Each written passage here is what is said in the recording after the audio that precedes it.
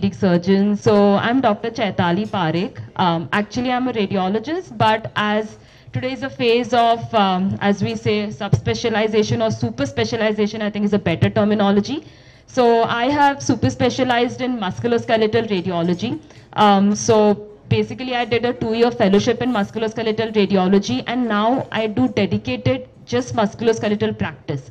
So which comprises of anything to do with joints and peripheral limbs, including of all the modalities. And what exactly we can provide to orthopedic surgeons so that your job gets easier, your surgeries are more successful, is what I'm going to try to put forth in today's session in whatever limited time I have for today. The topic that I'm going to start off today is knee MRI. How can it be useful to orthopods? In today's session, we'll have a quick run through of the sequences that we routinely take in knee MRI imaging, normal and abnormal appearances of some important soft tissue structures which are confusing but yet simple once we are aware of it, myriad of routine day-to-day cases that you guys see in your OPDs, the common findings in MRI which are missed pertaining to those, and post-operative knee, a short discussion on it. So the routine MRI sequences that we take in musculoskeletal imaging, this is only for musculoskeletal imaging. So proton density images, they form the backbone of musculoskeletal imaging. Up till today, it was believed that T1 and T2 imaging is what is required. But in case of musculoskeletal imaging, it is the proton density imaging which provides a better visualization of the soft tissue structures like say your menisci, cartilage and ligaments and everything. So that forms the backbone of any MSK imaging. Proton density fat saturated or a T2 fat saturated image for edema. By fat saturated image, I mean the image that appears completely black so that your edema appears white on that. T1 is not completely excluded from MSK imaging. You need it when you're suspecting a tumor, inflammatory or infective condition, mainly to look at the marrow. So the role of T1 in musculoskeletal imaging is only limited to the visualization of marrow. T2 fat saturated images is particularly important in post-operative knee. As we go ahead, I'll show you why it is important, particularly to look for meniscal re-tear. So let's just have a look at the normal and abnormal appearances of some common soft tissue structures that you'll see. So as you can see, I hope my arrow is visible. Yeah. So this is a normal anterior cruciate ligament, these two images. Now what you see black is your fat saturated image. Anything that has fluid will appear white on a fat saturated image. So my joint effusion is appearing white. You can see there is very minimal fluid in the suprapatellar recess. So that's appearing white. If there is a bone marrow contusion or a bone marrow edema, that is going to appear white. So that is why this particular image is mainly required to identify or localize the site of pathology. What exactly is the pathology, you'll be better able to delineate on a proton density image, which is the second image over here. So this is just to show you the normal anterior cruciate ligament. Now the thing that I wanted to point out is that if you see, there is slight hyperintense signal at the tibial attachment of anterior cruciate ligament. This is a normal finding. Often it gets reported as a low-grade sprain at the tibial attachment. It is not a low-grade sprain. It's just that anterior cruciate ligament has a very smaller attachment at the femoral end and a wider attachment at the tibial end. So if you can imagine, it forms a fan-shaped structure from the femoral to the tibial attachment. As a result of this, there is some insinuation of normal synovial fluid and synovial folds within the ligament fibers, which gives this appearance. So this should not be considered as a sprain or a tear or a partial tear of the ligament. So this is a full thickness tear where you can see that you can appreciate fibers in this region. You can appreciate the fibers in this region. But you cannot identify fibers in this region. There is a proper fluid signal which is going through. So this is a full thickness tear of the anterior cruciate ligament.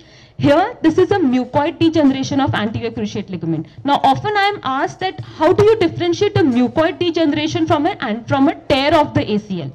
In mucoid degeneration, if you draw lines with a pencil, you will obviously identify all the fibers which are going through the ligament. It is just that there is mucoid material present within the fibers.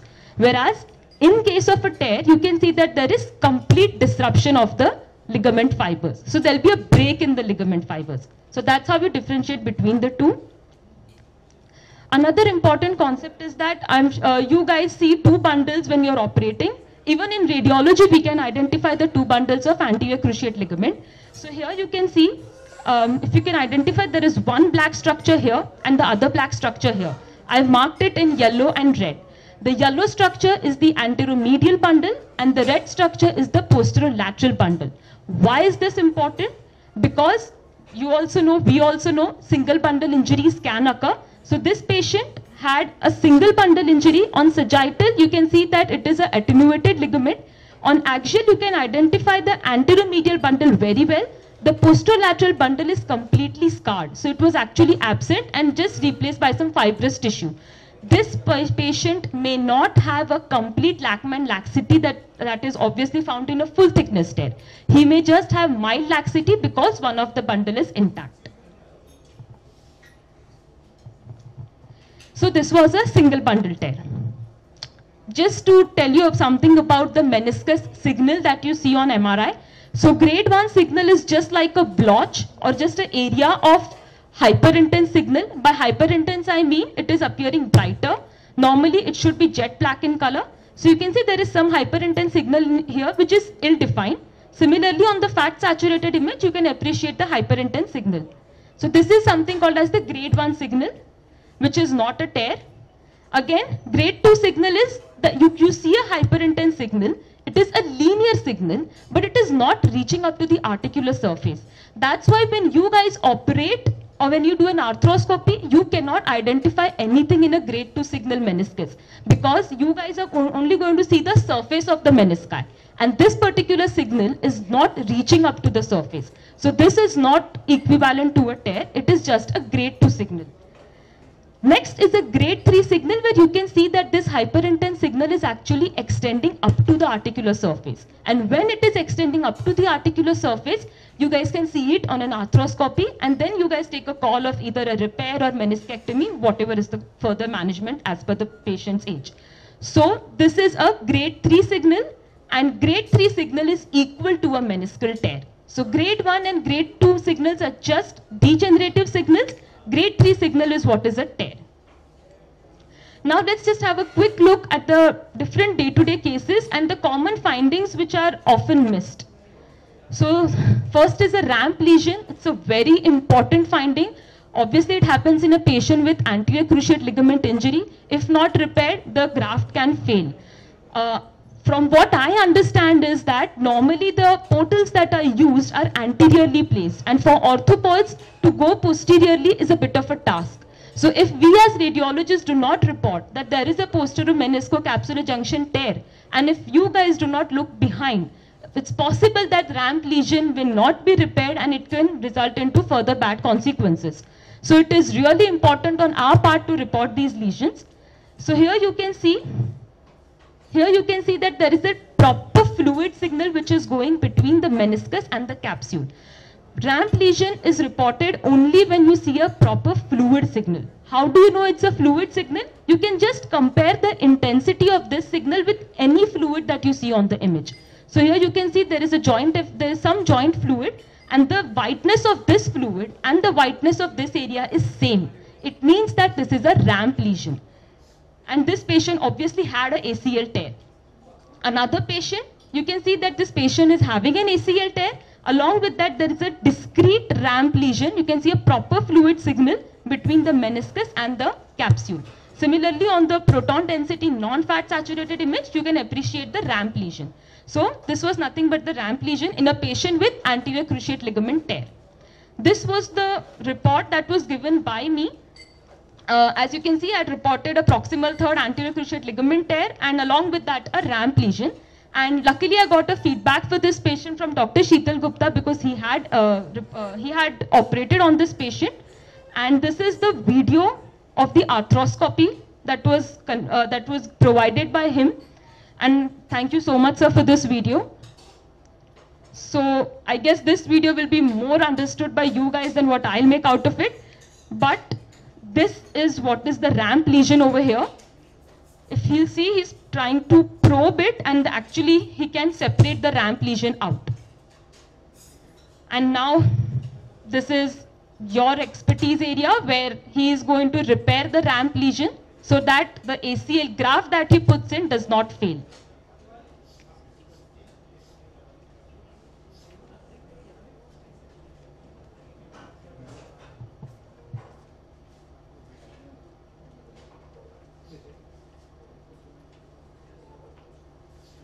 So he's sutured it, and now if we'll try to probe, there is no longer a gap between the capsule and the meniscus.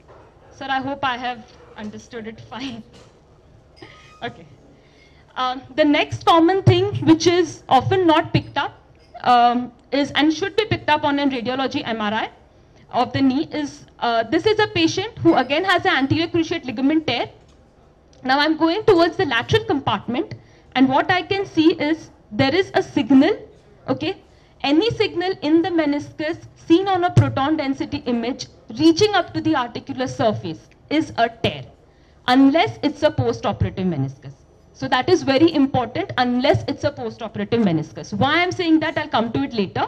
So this you can see, patient with a ACL tear, signal in the posterior horn, peripheral part of the posterior horn, which is the red zone, reaching up to the articular surface. Now, important thing is, this is the ligament of Risberg, and this tear is extending along the ligament of Risberg towards the periphery. And this is nothing but the Risberg rib tear. So this was the Risberg rib tear. Normally the ligament of Risberg attaches to a maximum of medial half of the posterior horn of lateral meniscus. When this signal is extending beyond that, that's when you report it as a Risberg rib tear. The third important thing is flap tear. So this patient is having a horizontal tear. This will be reported very well. Important thing is to pick up the flap which has got misplaced. So here we can see that the body is cut into half. The lower half of the body is missing of the medial meniscus. And as you come further anteriorly, you find that the body is displaced in the superior medial gutter. Again, this is very important to report, because if not removed, this can result into locking or other issues in the knee. Similarly, on the axial sections, you can appreciate the body, which is the meniscal flap, which is displaced in the superior medial gutter. Next is the Sagon's fracture. They are very slender fractures. Unfortunately, we as radiologists often don't look at X-rays, and that's when we miss them. You as orthopods always look at the X-rays, and that's how you pick it up. So it's very important that we should pick up Sagon's fracture, and obviously correlation with a CT and a radiograph is really helpful. Next is chondral flap. These are very tricky ones to pick up, particularly when they are small, but they can cause locking of the knee. This patient had issues of locking, and what he came with was a discrete chondral full thickness defect in the superior trochlear region with marrow edema. And you can see that there is a proper chondral flap which is there in the anterior intercondylar notch. So chondral flaps are something which are very tricky to pick up. Unless you don't have an eye for them, it is very difficult. This is just all the possible chondral findings that could be found in a knee MRI. So you can have just chondral thinning with focal fissuring. Important is active radial zone chondral delamination, because these can cause acute pain in the patient. So there is a discontinuity or a kind of a chondral injury that is happening at the radial zone with marrow edema. There can be a focal chondral loss, or there can be a high-grade chondral loss. Important is again to pick up the chondral or the osseous bodies. Osseous bodies are easily seen on CT and radiographs. Chondral bodies is something again which is tricky, because they are not calcified often. So there is no other way but an MRI to pick them up. Patellar dislocation, the classical marrow edema pattern, which is the lateral trochlea and inferior medial patella. Important things to report in a patellar dislocation is to pick up any osteochondral fragments. So this patient did have. There was a defect, osteochondral defect along the anterolateral aspect of femur, and there were small osteochondral fragments. So you can see this linear structure, and if you can appreciate, this linear structure has a gray zone and a darker cortex. And that darker cortex was nothing but the periosteum which had come out along with the chondrum. And again this. So these are the osteochondral fragments which were there in this patient from patellar dislocation. Same patient, another osteochondral fragment over here. I put in a CT just to show you that this dark black line was nothing but the cortex which had come out along with the cartilage. And obviously this patient had an MPFL injury or the medial patellofemoral ligament injury towards the femoral attachment. Use of CT in patellar instability. This is a very debatable topic, but one thing that you must understand is whenever we do an MRI, we don't keep the patient's knee in a neutral position. We rotate the knee. As a result of which, the TTTG distance on an MRI is often less as compared to a CT of the same patient. So if you see here, the same patient who had the patellar instability, the TTTG distance on an MRI was 1.2 centimeter, which is within normal limits, but on a CT it came out to be 1.6 centimeter, which is just beyond normal limit. So it is because in CT we keep the knee in a neutral position, whereas in MRI, just so that we have to fit the coil in, the position is not in neutral position. And that's why the TTTG distance is always confusing on an MRI. So better to get a CT when a patellar instability is suspected. Can I take 5 more minutes? Okay. So just a quick run on the post-op knee, post-knee arthroscopy and post-knee arthroplasty. Post-ACL reconstruction and post-meniscal repair is what I'm going to discuss. This is something which all of you are aware of, so I'm not going to go through this chart. I'll just show the cases. So this is a normal graft, a proper jet black appearing graft. Any graft tear is similar to an ACL tear, just that the graft is torn this time. So the appearance is going to be the same. So here you can see there is a full thickness graft tear, there is a partial thickness graft tear, and this is a completely degenerated graft with attenuation at the femoral attachment. This is the condition where I would actually call up an orthopod and ask whether does he really have a Lachman laxity or not. Localized arthroplasty, this is how a cyclops looks like. Diffuse arthroplasty, where you can see that the Hoffa's fat pad, there is hypo-intense thickening, there is synovial thickening. So this is a patient with post-ACL diffuse arthroplasty. Infection of the entire graft with infection of the tibial as well as femoral tunnels. A misplaced endo button. Obviously you guys can pick it up on an X-ray as well. We just happened to do an MR of this patient. A migrated femoral button. Fractured tibial screw.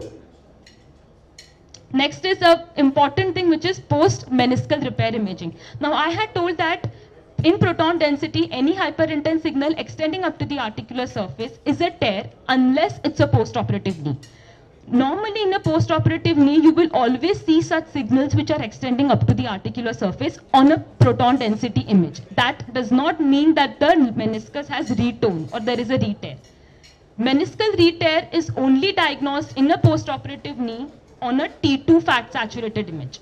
So this is a T2 fat saturated image, and if you see a proper fluid signal which is entering into the meniscus, that is when it is either a meniscal tear or it is a partially healed meniscus in case of meniscal repair. So T2 fat saturated image is very important in a post-op meniscus to diagnose a re-tear. Post-knee arthroplasty, these are the common complications that happen. So this is a diffuse tear. So this is the tibial implant, and this is a diffuse hyperintense signal around the implant, which is thin. So that's nothing but a membrane formation because of poor osteointegration. Focal areas of osteolysis. So you can see a very fluid area beneath the tibial tray. Here on CT, you can appreciate that there is radiolucency, which is nothing but an osteolysis at the bone cement interface. Similarly, radiolucent area in the lateral tibial tray. So this is again focal osteolysis.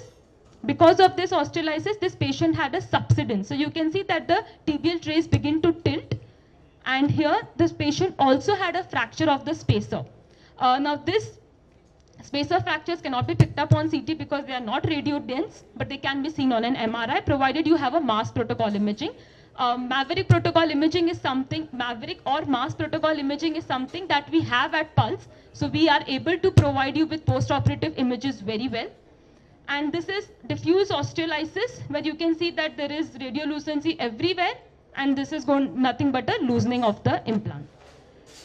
So the whole gist of the talk was mainly important findings which are difficult to pick up but should not be missed. CT, whether it should be done in patellar instability or not, is still a question of debate. And post-operative knee is something that we can provide you good images because we have MAS protocol and an adequate report with it. Thank you so much.